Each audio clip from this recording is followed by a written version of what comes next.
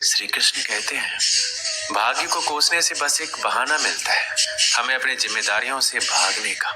इसे बंद कर देना चाहिए और अपनी जिम्मेदारियों को समझिए। जैसे कोई विद्यार्थी पढ़ने के समय में खेलता है, अपनी पढ़ाई से दूर भागता है। बाद में जब परीक्षा का परिणाम अच्छा नहीं आता तो वह भाग्य को कोसता है।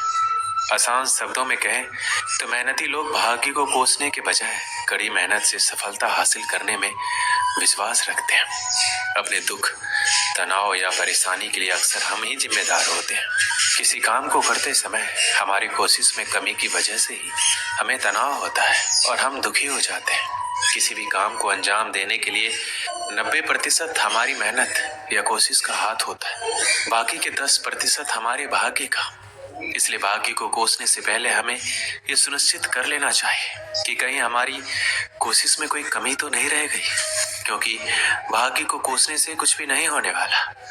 उल्टा आपकी जो उस परेशानी को दूर करने की क्षमता है वो भी घट जाएगी, क्योंकि आपका दिमाग उस परेशानी का हल ढूंढने के बजाय अपनी किस्मत को कोसने में ही लगा रहेगा। और वास्तव में जो समस्या वास्तव में उतनी बड़ी नहीं है जिसका हल आप प्रयास करके निकाल सकते हैं, वह आपको असंभव सी प्रतीत होने लगेगी। अगर आज आप मेहनत कर रहे हो तो ऊंचाई पर चढ़ रहे हो तो शायद भाग्य सुनहरा कलम से लिखा जा रहा है। लेकिन कल अगर अच्छा चल रहा है और ये सोच कर कर्म करना छोड़ दिया, हो सकता है भाग्य की कलम से ही स्याही खत्म हो ही जाए या फिर कलम ही टूट जाए। ये वो स्थिति है जब इंसान अपने आप को बहुत ही असहज महसूस करता है। और समस्या कोई भी हो सकती है, मगर इससे उबरना जरूरी है।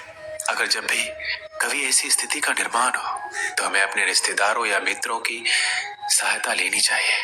और अगर कोई सहायता ना भी करे तो हमें हिम्मत ना हारते हुए अपने बलबूते पर उस समस्या से निपटने की कोशिश करनी चाहिए। सबसे ज्यादा तनावपूर्ण और परेशानी वाला जीवन एक ईमानदार आदमी भोगता है।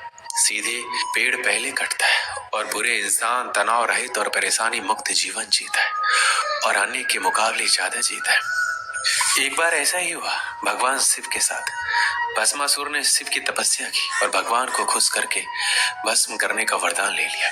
अब उसकी नीयत खराब हो गई और शिव को ही भस्म करने पर उतारू हो गया। धरती के सबसे शक्तिशाली भगवान शिव के पीछे पीछे अब भस्मासुर भागने लगा और एक गुफा में घुस गया। जब ये खबर विष्णु जी को लगी तो वो दौड़े चले आए। भस्मासुर शिव को भस्म कर मां पार्वती को पाना चाहता था, तो विष्णु जी ने मोहिनी रूप लेकर एक स्थान पर नृत्य करने लगे। भस्मासुर ने सुंदर कामुक मोहिनी को देखा तो वहां पर उस मोहिनी के मोह में उलझ गया। मोहिनी बोली, मुझे तुमसे कोई ऐतराज नहीं है, बस मेरे साथ नृत्य करो और मुझे जीत लो। भस्मासुर तुरंत राजी हो गया, मोहिनी की तरह नृत्य करने लगा। मोहिनी की देखा देखी उसने भी अपने सर पर हाथ रख लिया और भगवान शिव के वरदान के अनुसार वह भस्म हो गया। इससे हमें यही पता चलता है कि शुभ चिंतक या मित्र चाहने वाले कोई तो होगा जो आपकी स्थिति को बदल देगा या भगवान भेज देगा। ऐसा बहुत बार हुआ है जब किसी अनजान शक्ति ने लोगों की सहायता की है। इसलिए आप हौसला ना खोएं, खुद पर विश्वास करें और मेहनत से पीछे ना हटें। सहारा तो रोशनी का बड़ा होता है अंधेरी रात में। भगवान पर भरोसा रखें और भाग्य को ना कोसें। जीवन में परेशानियां आना आम बात है, ये हमारे सोचे हुए चित्त की निशानी है। अगर आप स्वयं को जान जाते हैं तो कोई भी परेशानी आने की बात छोड़ो, आपको देख भी नहीं सकते। स्वयं को जानने के लिए समय निकालिए, मतलब अपने आत्मा को जानिए और आपकी सारी परेशानी खत्म हो जाएगी। ऐसा नहीं है, इतनी बड़ी दुनिया में कई तरह की संभावनाएं होती है जिसे आप भाग्य भी कह सकते हैं। आप किस दिशा या किस जगह पैदा होते हैं यह आप पर निर्भर नहीं। आप स्वस्थ होंगे या बीमारी से ग्रस्त हो जाएंगे यह आपके माता पिता और आपके पालन पोषण पर निर्भर करेगा, आप पर नहीं। आप गरीब पैदा होते हैं या अमीर, ये भी आप निर्धारित नहीं करते। जीवन संभावनाओं का बहुत ही बड़ा खेल है, लेकिन जैसे टॉस हारने मात्र से खेल में हार नहीं होती या टॉस जीत लेने से जीत सुनिश्चित नहीं होती, उसी प्रकार गरीब पैदा होने से आप नहीं हारते या अमीर होने का अर्थ ये नहीं कि आप सफल हो ही जाएंगे। अब आप पे निर्भर करेगा कि आप जीवन का खेल कैसे खेलेंगे। एक बार एक सेठ जो कि जीवन भर सिर्फ और सिर्फ पैसा कमाने में लगा हुआ था, बीमार पड़ गया। जितनी भी दवा चिकित्सा की कुछ नहीं हुआ, तो फिर उन्हें उनके पत्नी एक साधु के पास ले गए। साधु उनको देखकर चिंतित हो गए। सेठ पूछे, क्या हुआ महाराज, कैसे ठीक होगी तबीयत? साधु बोले, आपका जीवन सिर्फ 6 महीने का है, उसके बाद मृत्यु योग है। इतना कठोर सत्य सुनकर सेठ और उनके परिवार वाले दुखी हो गए। सेठ तो खाना पीना ही छोड़ दिए। 2-3 दिन ऐसे उदास कर्म रहित रहने के बाद सेठ को पता नहीं क्यों एक अलग उत्साह जगा। वो सोचे कि अब तो मरने वाले हैं, तो क्यों ना खुलकर जिया जाए। उन्होंने 6 महीने तक खूब दान धर्म सत्संग किया, अपने नौकर के बच्चों को पढ़ाने भेजा अपने खर्च से, हर दिन 50 से 100 लोगों को खाना खिलाया। ऐसे में उसके घर वाले चिढ़ने लगे कि सेठ सारी कमाई खत्म कर देगा।